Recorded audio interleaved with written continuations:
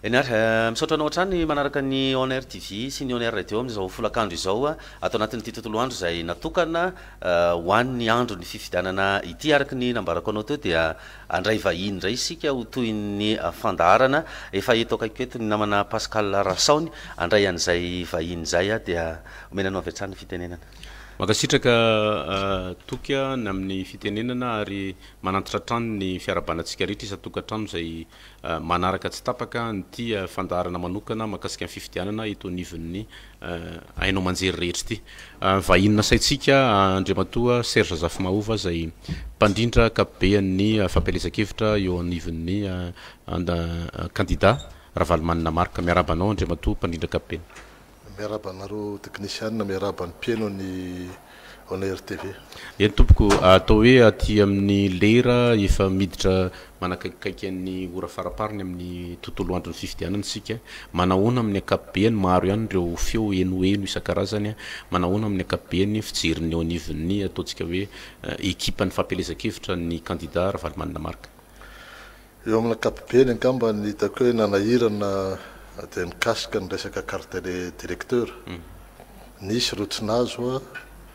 dia nisy ro ataontsika hoe nazo fa tsy voazara dia amin'izay lafiny angamba dia somary nanakorotana kely ihany zany teny amin'ny bureau de vote samihafa fa be dia be zany ny olona ataontsika hoe mety tsy afaka mifidy noho izay fandaminana tsy nilamin'izay. Misy ireo tsy afaka mifidy noho ny antony ara-teknika tahaka ny hoe tsy fahatomombanan'ny karaha-pifidianana sy ny lisitra na raha antsika teto nandritra nyity tontolo andro ity maro be ary miverimberina ilay trangana hoe tafiditra tsy tafiditra ao anatin'ny lisitra zay ngambany izao ngambantsika vao nahita an'izany hatramin'izay hoe matetika mitranga dia hoe tafiditra ao anaty lisitra fa tsy voaray ny karatra fa ny mitranga maro amin'izao kosa dia manana karaha-pifidianana le olona fa tsy ao anaty lisitra. Vonona ny hiatrika an'le fifidianana ve ny mpikarakara Andriamatoa Serge Zafimahova? Le hoe manana karaha-pifidianana nefa tsy ao anaty lista mbola mila marinina koa ngamba ny tena hoe karaha-pifidianana mitombona ve so photocopiena le karaha-pifidianana sady le karatra manify hoentina zany ampisavorivory zany daholo hoe manahirana an'le izy mila marinina tsara zany hoe karaha-pifidianana tena mitombona ve nefa tsy ao anatin'ny lista rehefa avy eo so karaha-pifidianana hoentina ampisavorivory. Miteny mampisavorivory ianao nga misy olona mety manana intérêt amin'izany hoe mpisavorivory. Mazava ho azy misy olona manana intérêt savorivory tanteraka ny fifidianana ka le izy ao anatin'izay zany mila hoe milamina sy mila fitoniana zany mba tsy ho tonga amin'izay misavorivory zay. Atao hoe fanomena fotoana lava dia lava ihany ny CENI na manana ny fifidianana ary raha ny andraikitry ny gouvernemanta izay mitsangana ankehitriny dia ny hoe anatotosa fifidianana madio sy lavorary ary ikeniny rehetrarehetra ny zavatra misy anefany raha tsy laza fa tsy neto Antananarivo manokana tsika toa tena ny mifanohatra tanteraka amin'izay ny zavatra mitranga na raha tsika teo tahaka ny teny mifokotany Andraisoro araka ny fanambara teo tahaka ny teny Andavamamba ihany koa na enona amina saika amin'ireo pro-pifidianana rehetrarehetra. Za ty anontany hoe ohatrany ahoana ny mety andikanan'le izy amin'ny ankapobeny raha hoe tamin'ny fifidianana farany le nataontsika hoe élection de sortie de crise tamin'ny taona 2014 navitrika kokoa le olona mavitrika ve ny olona Andriamatoa Serge Zafimahova inona ny antony mavitrika le olona fa le fanetana nataon'ny CENI koa tsy ampy amin'ny fanetana satria ohatran'ny absent zany izy amin'ny communication dia le izy ve raha mifahitanareo azy mety atratra ny atao hoe mety atratra ny tapahandraisana anjara tahaka ny mety ohatra mety ho latsaka raha mihoatra ny tamin'ny taona 2014 zay ny fifidianana farana atrehantsika ho an'ny filoham-pirenena tamin'ny 2014 moa tsy tadidiko tsara ny ohatra any ho any amin'ny enimpolo isanjato tany ihany ny raha enimpolo isanjato zany mety ho latsaka kely angamba izy amin'ity namany ataontsika hoe mety io monko zany mbola tsy manana le salanisa ka sarotra be angamba tsika mbola tsy manana isa ara-dalàna ny zavatra misy aloha tamin'ny fantatsaham-baty nisy anay a dia nisy filarana be a tany amin'ny ataontsika hoe bureau de vote nisy anay fa tsy mitovy daholo moa bureau de vote rehetra inona ny mety azo andikanan'le hoe le fifidianana zay naroso alohan'ny fifotoana tsy vonona niatrika fifidianana ve ny olo-pirenena sa le izy angamba za tsy anisy resaka lava momba an'izay tsony satria nanapa-kevitra zany ny tompona andraikitra teto amin'ny fanjakana hoe aroso io fifidianana io ohatranay ne zao nyteny foana hoe tsy ampy ny fepetra fa rehefa naroso le fifidianana dia aleo ary izy dia hiatrika le fifidianana ka le izy angamba le fifidianana zany narosony zareo a dia mila miatrika fa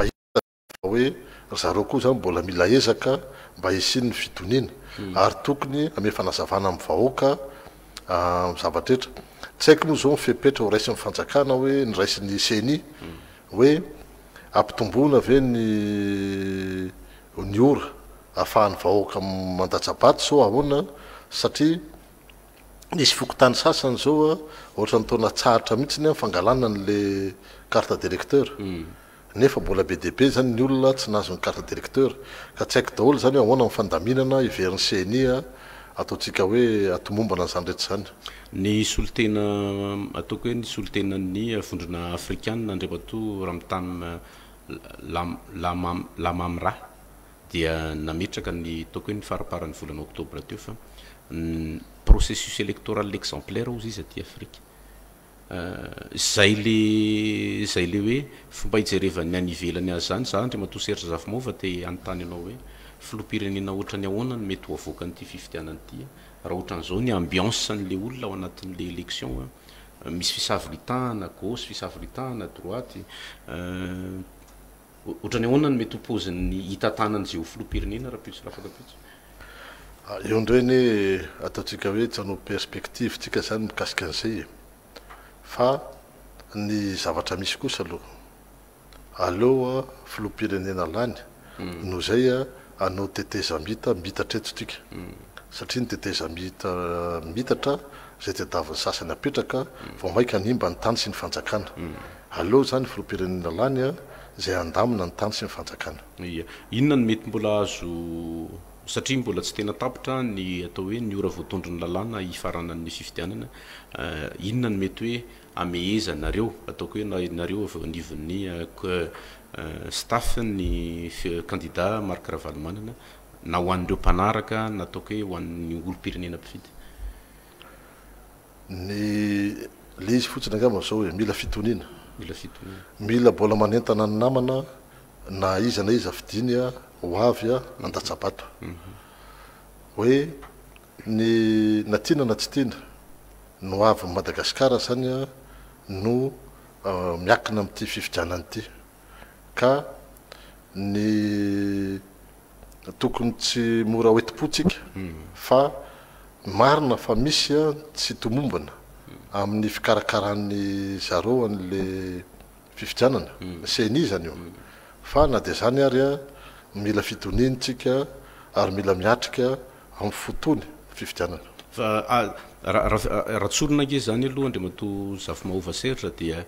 tsy misy hevitra ihany tsisy hevitra tsony mahakasika an'ireo olona maro be tsy tambosaina zay atao hoe tsy afaka manefany adidina izy a noho n'izay olana ara-teknika ny listra ny sy ny karazan'izay ny olana lehibeny dia tsotra raisiko fotsiny zao a ny tenako hoe ny rahalahako efa maty efa taona mbola anaty liste électorale ary nahazo a carte d'électeur ny olona velona ny verezanjo ka tsy mazava tsara zany a amin'ny fomba nandrefetana ny liste électorale ny amin'le fomba fandaminana ene mahatonga ny ireo tompona andraikitra mifokotany ane zany a somary mikorotana fizarain'ny carte satria ohatra mba namena vela karazana hoe fakasitrahana ve reo fokotany mba hisina motivation zany mba nisy indemnisation ve namena amin'ny fokotany a ao anatin'io resaka hoe fizarana carte d'électeur io